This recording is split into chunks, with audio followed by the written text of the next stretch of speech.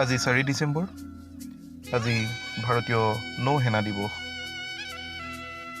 প্ৰত্যেক বছৰে 4 ডিচেম্বৰ তাৰিখে ভাৰতীয় নৌ সেনা দিৱস উদযাপন কৰা হয়। ভাৰতীয় নৌসেনাই সন্মুখীন হোৱা সমস্যাবিলাক, নৌসেনাৰ ভূমিকা আৰু সফলতা সম্পৰ্কে এই দিনটোত বিশেষভাৱে আলোচিত হয়।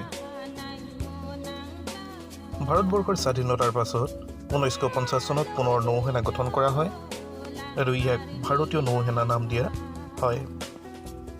বিশ্বৰ পঞ্চবৃহৎ নৌসেনাই 1971 চনত বাংলাদেশৰ স্বাধীনতাৰ সময়ত পাকিস্তানৰ কৰাচী বন্দৰগাহৰ ওপৰত আক্ৰমণ কৰি বন্দৰগাহ নিঃশেষ কৰি পেলাই 1971 চনৰ 4 ডিচেম্বৰ তাৰিখে অপাৰেশ্যন ট্ৰাইডেণ্ট নামেৰে আৰম্ভ কৰা অভিযানত বৃহৎ সফলতা লাভ কৰাৰ কাৰণে ভাৰতবৰ্ষই 4 ডিচেম্বৰ তাৰিখটো ভাৰতীয় নৌসেনা দিৱস হিচাপে পালন কৰে।